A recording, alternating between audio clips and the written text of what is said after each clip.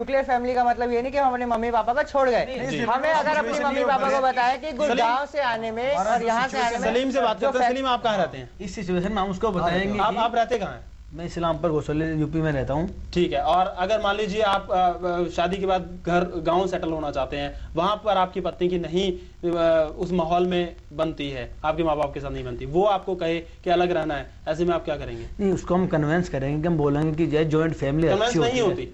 नहीं, कन्विंस हो जाएगी ना। का दबाव आप पर आएगा। उसको बोले कि हम इतना हम प्यार ऐसा होता है कि बंधन इस प्यार का वाइफ का और हस्बैंड का ऐसा बंधन होता है, वो कन्विंस हो जाती है। लेकिन लड़की तो यही कहती है कि प्यार तो आपसे करती हूं। उसको बोलेंगे ना कि मैं इतना एफर्ट नहीं हूँ कि मैं अगर दिल्ली में तुमको ले जाऊँ। गाँव के हिसाब से क्यों चलूं? अगर हम गांव के हिसाब से कहीं हम आपसे प्यार करते हैं, चलिए ठीक है कि आप न्यूक्लियर फैमिली मान लीजिए, चलिए जी हमने न्यूक्लियर फैमिली मान लिया, पर जो अगर हमारी जनरेशन आई वो हमारे से भी तेज हुई, वो कहती है अरे आप लोग क्या हो, आप लोगों ने मुझे पाला पोसा, चलो जी मुझे हॉस्टल में डाल दो, मैं हॉस्टल में रहूंगा आराम से, आप मेरे को पैसा देते रहना और मैं वहाँ पे पढ़ लूंगा, पढ़ लिख लिया, शादी भी मैं अपनी मर्जी से करके आ गया।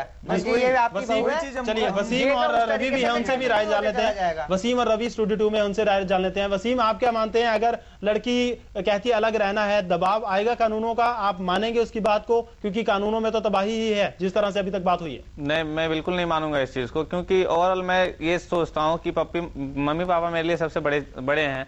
अगर उस जगह अगर हम मम्मी पापा को अगर नहीं देखते हैं, तो जिस समाज में हम रहते हैं, अगर हम अपने वाइफ को लेके चलते हैं तो समाज हमें धुतकार देगा। लेकिन क्या आप अपने माँ बाप, अपने भाई बहन, उनको जेल जाने देंगे? क्योंकि अगर लड़कियां लग जाती है तो केस इसी तरह के होते हैं। जी नहीं, ऐसा बिल्कुल मैं होने नहीं दूंगा। इसके लिए मुझे जहां तक देंगे रवि वसीम, क्योंकि कानून तो यही कहते हैं, अगर लड़की अलग हो गई और उसने केस डाल दिए तो माँ बाप और सब पूरा परिवार जेल जाने की पूरी स्थिति बनती है। ऐसा नहीं, अगर ऐसा जरूरत पड़ा तो मैं पूरे समाज को कोर्ट तक ले जा सकता हूँ और मैं इस चीज को प्रूव कराऊंगा। जब तक आप प्रूव करेंगे तो तब तक तो शायद बहुत देर हो जाएगी, क्योंकि महीनों लग जाते हैं कानूनों को इस तरह के कानूनी पचड़ों में, और ऐसे में तो माँ और जो आपकी बहन है वो जेल जा चुकी होंगी।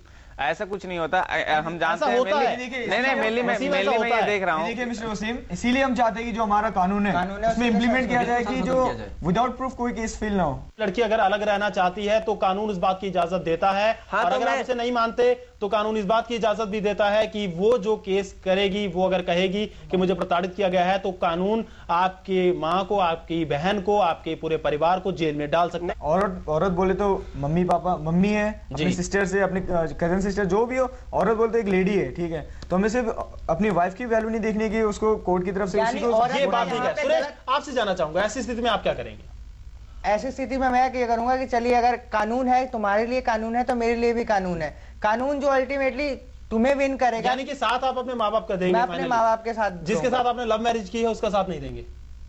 जिसके साथ लव मैरिज करी है उसके साथ मैं साथ तो देने के लिए तैयार था, पर लेकिन वो कहते हैं कि माँ बाप के साथ नहीं रहती, लव तो आपसे किया है। तो मैंने उसे समझाना है ना कि किस लिए नहीं रहना, जो समझा के बात है कि जो कानून का जो प्रेशर, अगर वो मुझे धमकी देती है कानून की, तो कानून अगर वो भी जानती है तो कानून से का सहारा वो ले सकती है। तो कानून का सहारा, लेकिन जब तक आप कानून का सहारा लेंगे सुरेश, बात वही आ जाती है कि तब तक बहुत देर हो जाती है, तब तक आपको दहेज की रकम, दहेज जो उसने लिखवा दिया वो भी वापस करनी पड़ेगी, शादी का खर्चा भी आपको वापस करना पड़ेगा, आपको तमाम तरह का सामान वापस करना पड़ेगा, आपके माँ बाप को जेल जाना पड़ेगा, आपकी बहन को जेल जाना पड़ेगा। कानून ये कहते हैं वो सिचुएशन ना आए, इसीलिए हम चाहते हैं कि चेंज हो जाए। इसीलिए बोल रहे हैं कि हमारे कानून में संशोधन होना चाहिए। आपको नहीं लगता कि शादी करने से अब खतरा बढ़ गया है और लिविंग रिलेशनशिप एक बेहतर उपाय बनता जा रहा है? तलाक की स्थिति में क्या बच्चों के ऊपर माँ बाप दोनों का समान अधिकार होना चाहिए?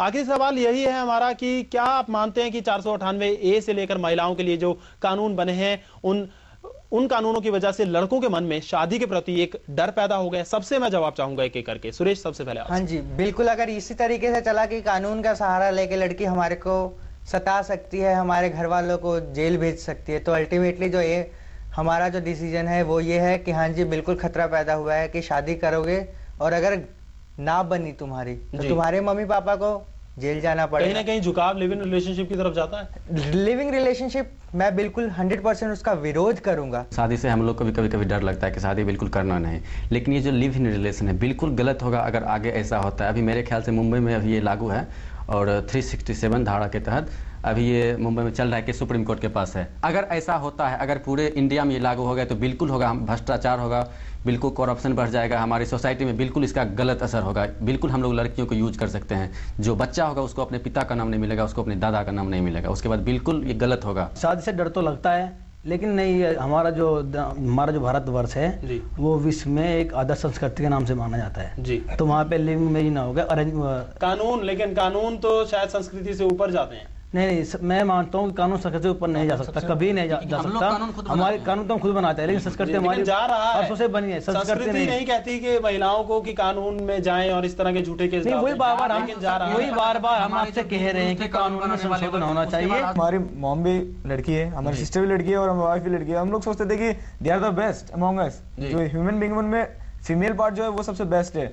लेकिन आजकल क्या हो रहा है कि इसका दुरुपयोग, हिंदी दुरुपयोग कहते हैं ना, वो हो रहा है, मिसयूज हो रहा है इसका। क्योंकि देखिए लड़की लोग को आजकल सारे सोचते हैं कि money is everything, but according to me money is not everything. शादी की वजह से मन में डर आता है थोड़ा सा, कानून की वजह से। हाँ, कानून ऐसा है, इसीलिए डर लगता है। अगर हम कानून में अगर संशोधन करें, अमेंडमेंट करें, तो इसमें हम भी सेटिस्फाई रहेंगे कि चलो आगे अगर फ्यूचर में कुछ ऐसा प्रॉब्लम होता है तो हमारे पेरेंट्स को कोई तकलीफ नहीं होगी हमारे साइड से।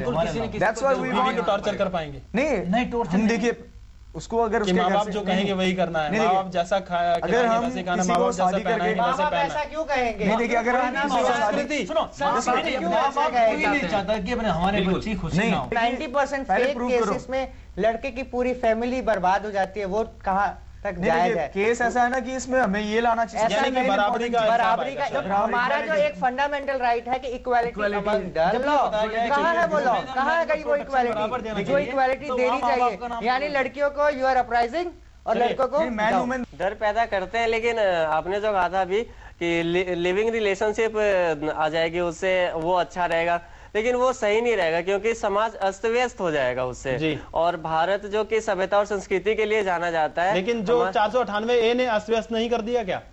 नहीं, वो ठीक है, थोड़ा सा डर पैदा हुआ है। जैसा आज का रूल्स एंड रेगुलेशन है, आज जैसा मतलब लॉ बनाई गई है, निश्चित से डर लगता है बहुत। कभी कभी लगता है कि अगर जिस तरह से लड़कियां अगर इस तरह से करेंगी तो फिर तो एक फैमिली को तैयार करना बहुत मुश्किल हो जाएगा। आज युवाओं के मन में ये डर घर कर चुका है कि अगर वो शादी करते हैं तो कल को कई तरह की स्थितियां हो सकती हैं। कानून 498A हो, DV05 हो या मेंटेनेंस कानून, इस तरह के कानून लड़कों को आज शादी के लिए डरा चुके हैं। आज की इस चर्चा में फिलहाल इतना ही। कायदा कानून में अगली बार फिर से हम मिलेंगे आपके साथ, और अगली बार दोनों पक्ष होंगे हमारे पास। हमारे साथ लड़कियां भी होंगी, हमारे साथ लड़के भी होंगे, और मैत्री पुष्पा जी होंगी फाइनल वर्डिक्ट के लिए। फाइनल उनसे बात करेंगे और कायदा कानून में इस बात का हल निकालने की कोशिश करेंगे कि आखिर इन कानूनों का क्या किया जाए, क्या सुधार हो सकता है। तो फिलहाल के लिए कायदा कानून में इतना ही। अगर आप कोई भी राय या कोई भी सवाल हमसे पूछना चाहते हैं, कोई राय देना चाहते हैं, तो आप हमसे संपर्क कर सकते हैं। हमारे से संपर्क करने के लिए आप हमारा ईमेल आईडी नोट कीजिए। हमारा ईमेल आईडी है